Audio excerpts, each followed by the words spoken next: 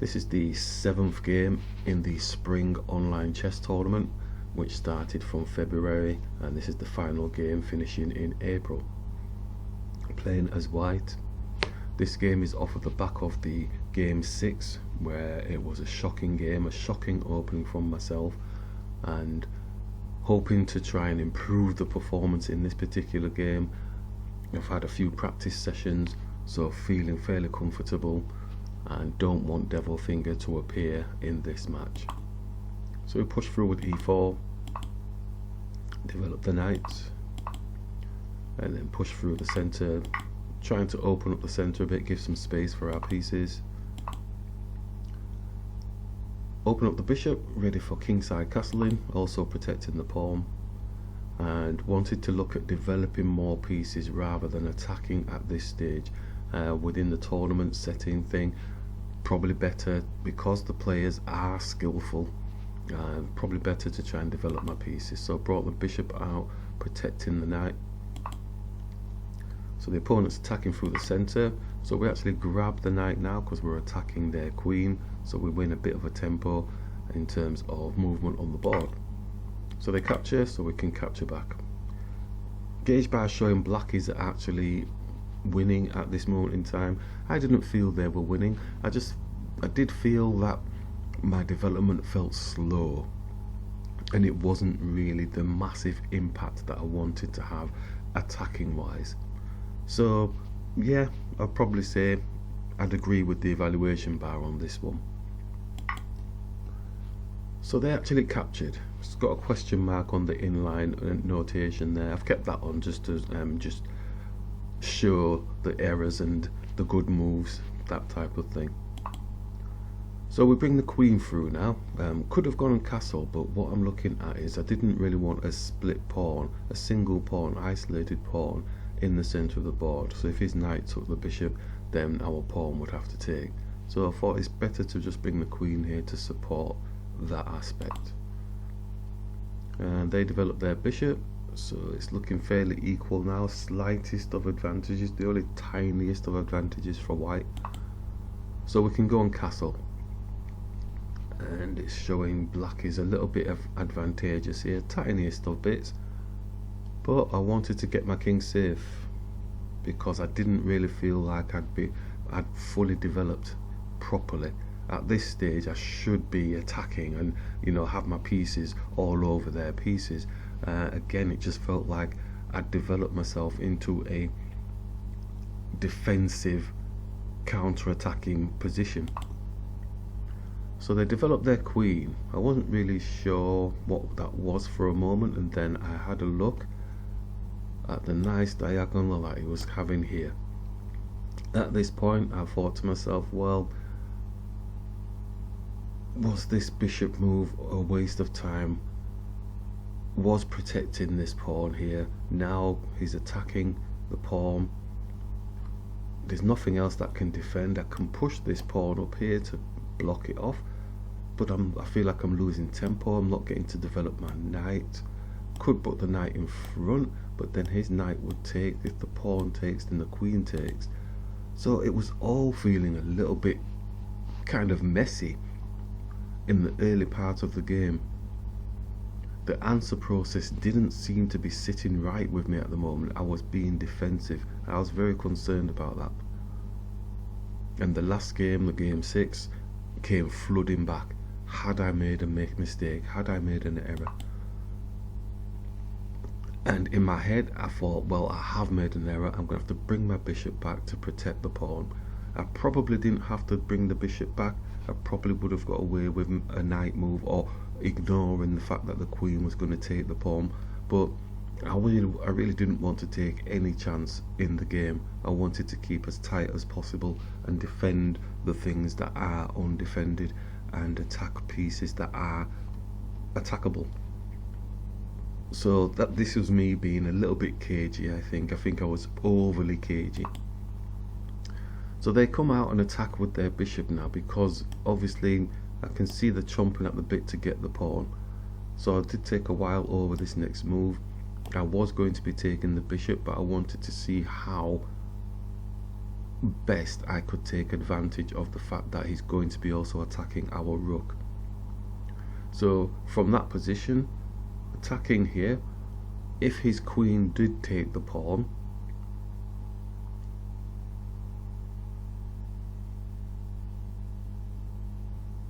then our bishop gets away for free, because the bishop could come here and then attack the queen. So his best option would be not the queen attacking, the knight would have to attack. So if the knight attacks, we're going to have to let this pawn go, because our queen can sit quite nicely here. And there's an awesome fork with the queen, with a check on the king and the rook. That's how long I took over the process. It was a winning line, and evaluation bar showing it's slightly in our favour as well, so they must have seen something like this as well. So it took me a while to get into the answer process again, because I'm thinking, oh man, I'm losing this pawn, I'm losing my rook.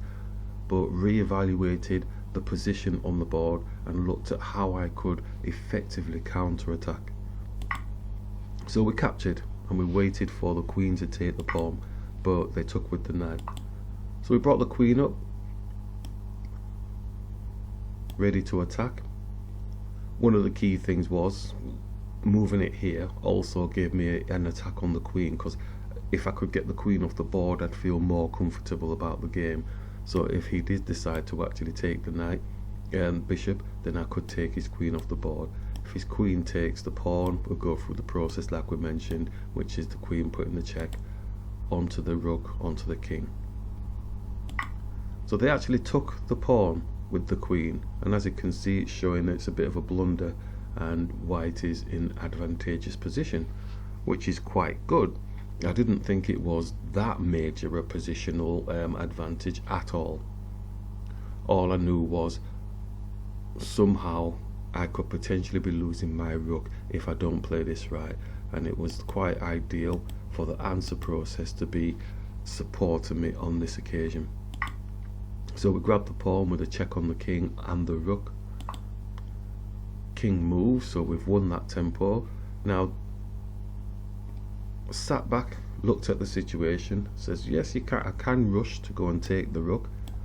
So if I take the rook and if he takes our rook, then there's potentially a tempo win of sorts, because we do have pressure on the bishop with our bishop. So his king would either have to move up one, we could start putting some checks on the king. Got the rook that can come across here to start putting checks on the king, because we've got the protection from the knight. So just trying to keep it as simple as that. Yes, I was happy for the rook to be taken. So we grabbed the rook. Again, not feeling that we had any major advantage. I had an advantage in my head of being able to put a few checks on the king and try and get a better position on the board. But he does have a dangerous queen. His rook is out of the game at the moment. The knight is still quite tasty there for black, so got to be concerned about that as well. So they eventually take the rook, and we bring the bishop through like we said, pinning through onto the king with the queen. So they move out of the way, so we grab the bishop, no messing about on that one, and the rook is now coming along this file here. I did have a bit of a concern, because I'm thinking, well, we can put a few checks on the king, capturing a pawn here. The king moves out of the way, and the worst case scenario is the king gets a nice safe haven and the queen and the rook find some way of getting a back rank checkmate, because my queen is away from my king. King isn't necessarily home alone, but if I was playing white, I'd be saying, well, the king's home alone because he's just got the rook. The rook really doesn't want to be defending the king. So I did have a little bit of a twitchy moment. So I brought my queen across now. It's attacking two pieces. It took a while over this move as well because, like I said, I didn't really feel that my pieces had developed the way that I really wanted them to develop. So attacking both, and then I got the shock. I did get the shock of my life actually when they actually did this move. I thought, oh, what? They've escaped. So I moved the king across. Now my king is home alone. You know, it's separated from my rook. I did have ideas of some type of back rank checkmate situation going on. So I started panicking even more, and as soon as I saw this queen move, I realized that's what they were going for. Because if they go here, I can't take the queen because the rook will just come down, and then that's back rank checkmate. My king can't go anywhere. So I don't necessarily have to take. If he did do that, I don't have to take. But my next move would need to be deadly on their king or on a key piece, because then he would then take the rook. So it's that type of detail. It's not heavy detail, it's pretty straightforward and simple detail, but in my head I'm thinking, oh no, I'm getting suffocated here. All this good work I've done, my pieces are on the other side of the board, my king is home alone. This is all stuff that we try to do against our opponents. Now our opponent has got a nice position, ready to go in for the kill. How can we circumvent this? Did think, after a long think, as you can see, I was very concerned about this position. If I bring the bishop here, it's then attacking the knight. So if the queen does come down to go for the exchange, I believe we have tempo enough to take this bishop, take this knight with the bishop. So it circumvents that sort of situation. Because then if the queen takes, then our queen can come here and start putting checks on the king. Might be a drawn position, or we can just take the rook off the board. Although that might give us a bit of a problem because the queen would just take the rook here. So the bishop coming here, I'd worked it out, and yeah, so if then they came there,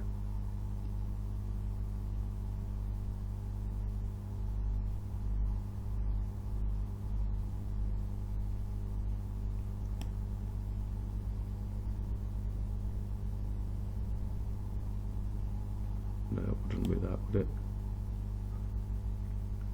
I wonder, could they have still gone there? No, they can't. They couldn't do. Bishop coming here is attacking this knight. If they come down,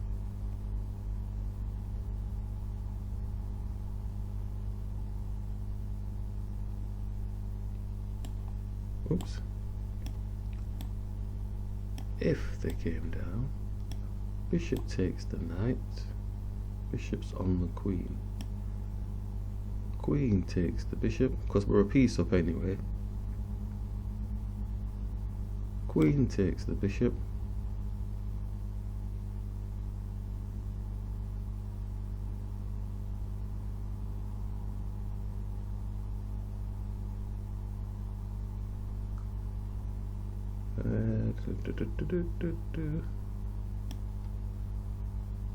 Queen puts a check.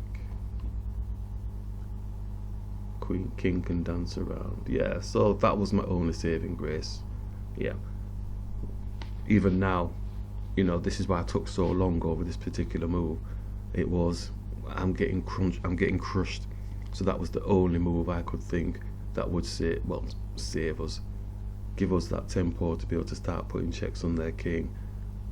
Get the rook to safety. Get it supported somehow. Could even bring the queen back down here. Then start developing the knight eventually. Yeah. So brought the bishop, but they actually moved the knight. So I thought at this stage, I thought we're out of the woods. It's not as bad as it seems now. It's just we still needed to jostle a little bit. The king was still home alone. Our knight is on the back, it's on the back, it's not doing anything. But his attack was no longer as strong as it was just from that one knight move, and it wasn't the knight that was actually causing any issue at that moment. It was the development of the queen coming down.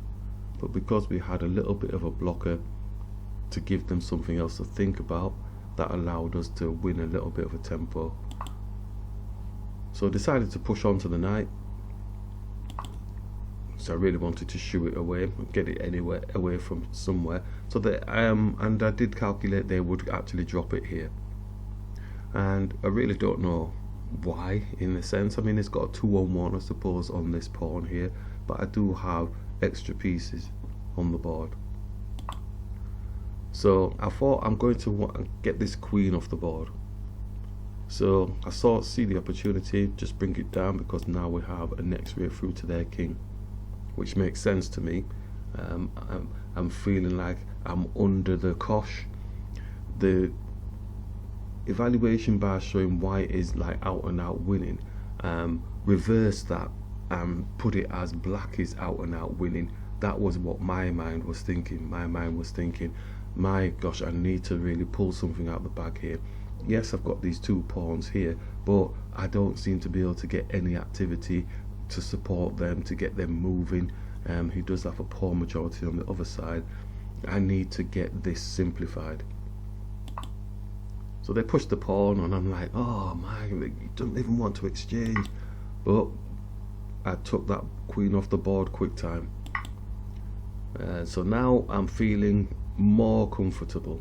There's no longer any major threats of back rank checkmates or anything like that.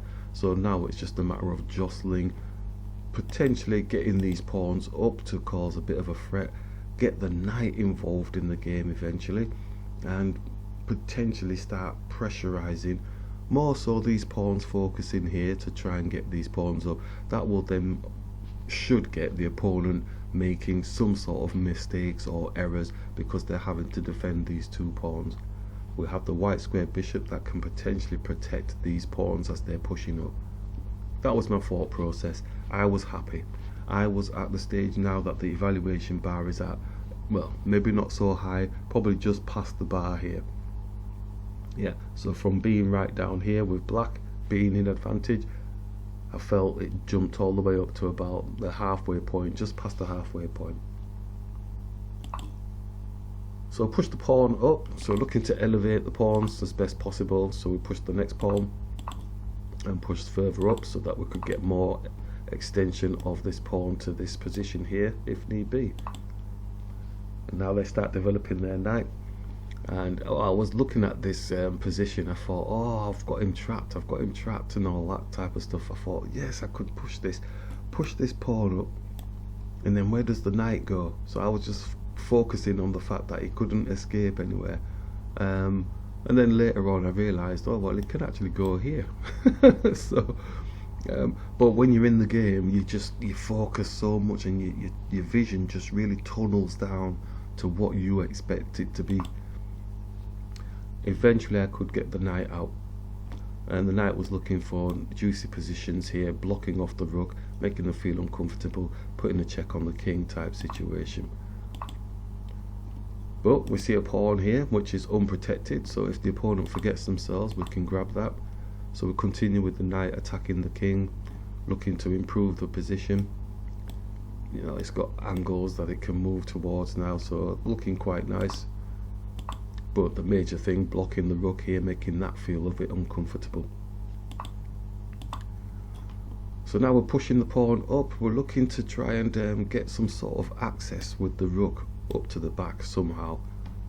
And I had visions, this is my vision, I had visions of the rook being here type thing, putting a check on the king, and the king having to move back, either moving back here, moving here, ideally moving to this square. Yeah, but having to move back, then pushing this pawn up with a check, and then the king coming here, and then magic, boom, bishop targeting into the corner. So that was my vision. From this position, that was my vision. So I was trying to target this pawn to get this out of the way, Also attempting to win the knight if I could do. I was initially going to push the pawn up twice, but then I realised he could push the pawn down and his rook is defending, so I didn't really want to go through that merry dance. So they moved the knight, so that gave us the idea of potentially trying to get to this position here. How could I do that? There is one particular way. Knight could come here, and if the pawn takes, then I could come up with my check, and would I get some type of nice position? I didn't look any further than that, because I just thought it was a nice position, getting the rook here, getting the check here, getting this position here, and getting the bishop there if he did go in the corner. So that was ideal for me. So this is why I brought the knight here, but it's saying it's a blunder. Yeah, it's got a question mark on it. It's not a double question mark, but it and the gauge bar hasn't dropped majorly at all, you know, so it's not that bad. The idea is there, actually coming across here. But I think my opponent may have seen that idea, but they get like a blunder mark as well for the knight move. So I bring the knight across now, so it's attacking the pawn here, it's attacking the rook. Rook comes back. It came back dead quick, and I did feel sorry for them because I did take my time here, and he's landed right in the pathway of the bishop, and at that point the opponent resigned.